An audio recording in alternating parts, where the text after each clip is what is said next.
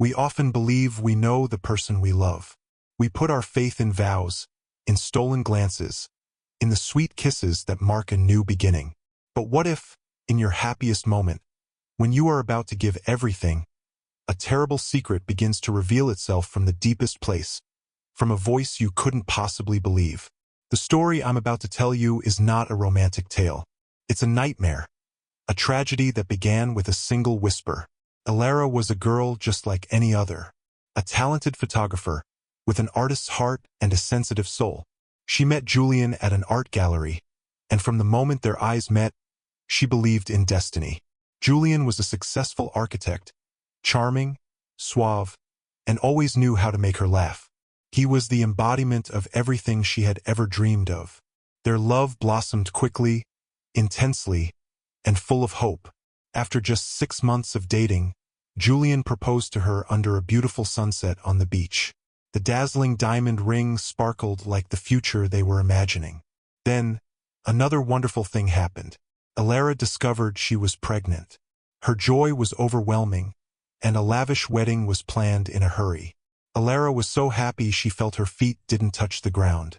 She believed she was living in a fairy tale. But then, the first signs appeared, small and vague, easily dismissed by Elara as the symptoms of stress during pregnancy. At first, it was just a very faint rustling, like the sound of wind rustling through leaves, whenever she lay down to rest. She always told herself it was the sound of her own heartbeat, or a strange noise from outside. Gradually, those sounds became clearer, like a soft whisper, but not with words. It was a feeling, a strange vibration, as if someone was trying to communicate with her from a very distant place. Elara didn't dare tell Julian. He was always a very practical man, and she was afraid he would worry or even think she was having hallucinations. After all, she was pregnant and hormonal changes were normal. She tried to ignore it, focusing on preparing for the wedding. Her magnificent wedding dress, custom designed, was waiting for her. The ceremony was to take place in an ancient, venerable church, a place steeped in history and peaceful beauty. Everything was perfect, but the closer it got to the wedding day, the more intense the whispers in her head became. It was no longer just a vibration. It began to take on a form, a tone. It was like a strange lullaby, not in any language she knew, but it carried a deep sadness, an inexplicable sense of loneliness. Then one evening, when Julian was out, Elara lay on the bed, her hand on her belly. She felt a gentle movement from the baby. It was at that moment that the whispering sound rang out. This time it was clearer than ever. No longer a formless sound, it was words strung together, although the voice was still very faint. "Mommy, don't marry him." Elara's entire body went rigid. She sat up, her heart pounding as if it wanted to burst from her chest. She was certain she had heard it. A clear, tiny voice, but carrying an unbearable weight. She hugged her belly, tears streaming down her face. She didn't know what was happening. Was she going crazy? Or was it a warning from some unexplainable place? A cold fear ran down her spine. She looked at a photo of Julian on the table. His face was still handsome and warm, but in her eyes, that smile suddenly became alien and mysterious. The wedding day arrived. Elara stood in front of the mirror, her pure white lace dress hugging her pregnant body. She looked radiant, but her face was pale and her eyes were empty. Everything in the room was sparkling, but her mind was a complete mess. The whispering had become a clearer voice, and it had been ringing in her head nonstop since she woke up. Talked about things she couldn't understand. About a curse, an arrangement, a terrible fate. It kept repeating that Julian was not a good man, that this marriage was a mistake, that she and the baby were in danger. "They want me, Mommy? Run, run away." The words kept repeating like a curse. She clutched her bouquet, her hands trembling. Outside, the church music played, inviting her to happiness. But inside her, the voice of her unborn child was screaming a catastrophic warning. Fear had overridden everything. Love, romance, a beautiful future. It all disappeared. All that remained was the scream of a tiny soul, trying to save its mother and itself. Elara looked at the ring on her hand. Its dazzling light was now just a cruel mockery. She closed her eyes. The voice rang out again, stronger than ever, like a death knell. Julian is not a good man. Mommy, don't walk in there. Elara opened her eyes. A cold, resolute decision formed in her head. She took off the ring, placed it on the dressing table. The bouquet fell to the floor. She turned her back on the door, turned her back on her dream wedding, and walked away, running from a future she once thought was heaven, running from a man she once loved more than herself. She knew her life had taken a different path, a road full of danger with no turning back. The scent of white orchids still lingered in the air, but Elara no longer found it sweet. It felt like a grave for her shattered dreams. She had run from the church, run from the stunned gazes, run from Julian calling her name, run from everything. She had no plan, no destination. Only the voice in her belly was her sole companion. The voice was no longer just a warning. It had become a guide, a confidant. Go to the old place. The safe place, the voice whispered.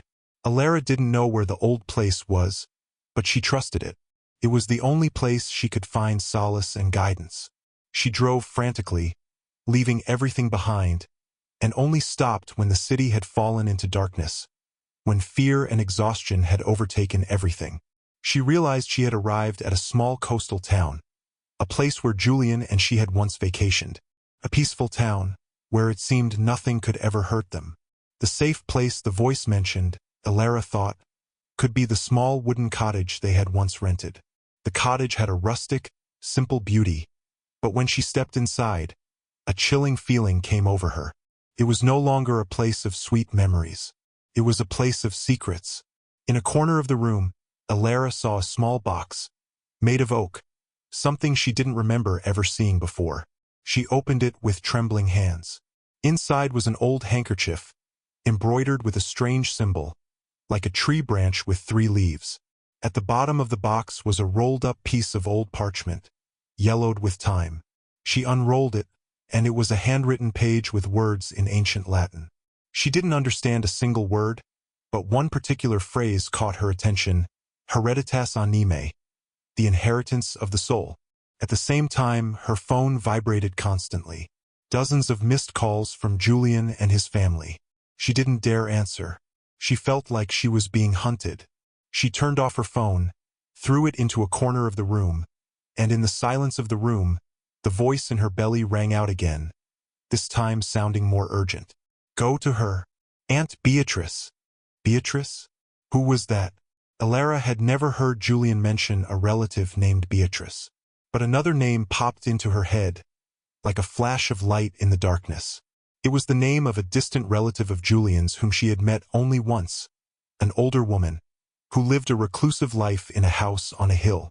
She had sad eyes and a cryptic way of speaking, always staring at Elara's belly with a strange look.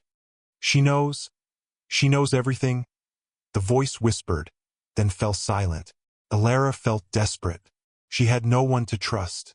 Chloe, her best friend, always thought Julian was a wonderful person. She couldn't possibly tell Chloe that her unborn child was talking and telling her to run away. She would be thought to be insane. Elara was alone with her fear, her confusion, and the mysterious voice inside. She had no other choice. She had to find Aunt Beatrice. She searched online and finally found her address. The house was on a remote hill, surrounded by dense forest.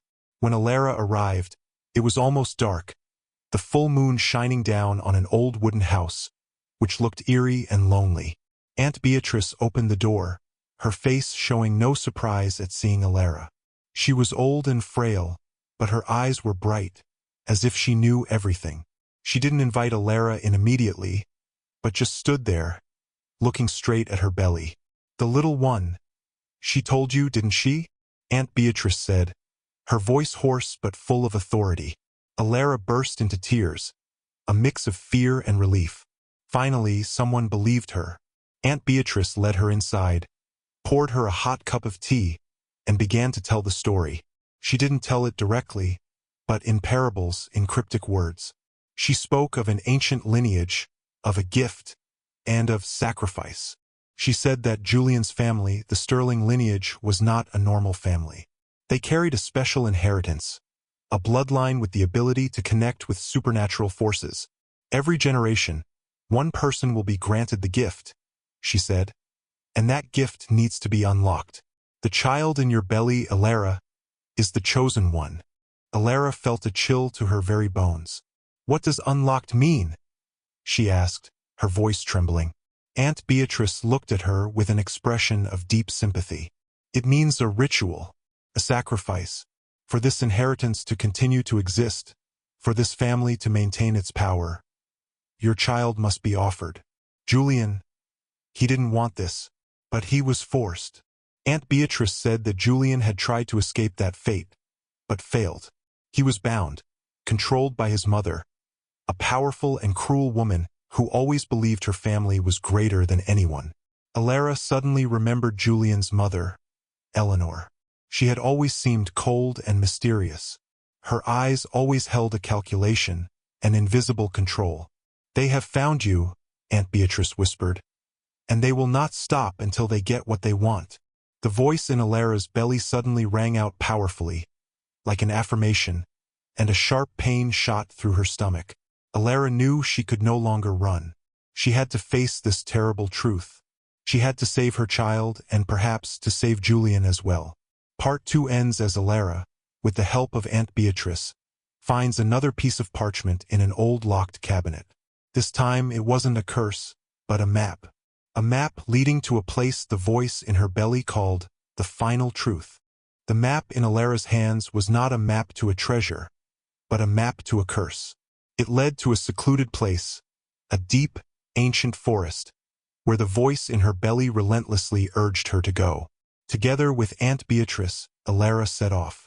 They had to travel secretly, avoiding the strange cars that seemed to be following them from a distance. Desperation had given way to determination. She was no longer afraid. She had only one goal, to protect her child. Aunt Beatrice, though old and frail, was a strong companion. She was not only the storyteller but also a protector, someone who had witnessed this tragedy befall her own loved ones. The path led them to an ancient temple, covered in moss and vines. It was hidden deep in the forest, a place no one could find without a guide. This was the place where the Sterling family's inheritance had been unlocked for generations. As they stepped inside, a cold gust of air rushed in, making Elara shiver. The voice in her belly became clearer and more powerful than ever, like a warning bell echoing in her head. They're here. Mommy, be careful. And just as it said, in the middle of the temple, Elara saw a horrifying scene. An old stone altar, and surrounding it were members of the Sterling family, in dark ritual robes. And standing in the center was Julian. He no longer had the charming, suave look that Elara had once known. His eyes were empty, and on his face was an expression of agony and helplessness. His mother, Eleanor, stood beside him, her face cold and cruel. Julian, what are you doing here? Elara blurted out. Julian looked at her, and in his eyes was a struggle, a glimmer of pain. Elara, you shouldn't have come here, he said, his voice weak. Eleanor scoffed, a sneer full of contempt. Perfect timing, daughter-in-law. This curse needs to be completed. She began to tell a horrific story of their ancestor, a man who sold his soul to a demonic entity in exchange for power and immortality. In return, every generation, the firstborn child had to offer their soul in a special ritual, so that this gift could be passed down. Julian, as the only heir, was destined for this fate since birth. But he did not possess the gift himself. Therefore, he needed someone else, someone with a special ability to bear a child with the most powerful gift. And that person was Elara. You were chosen, Elara.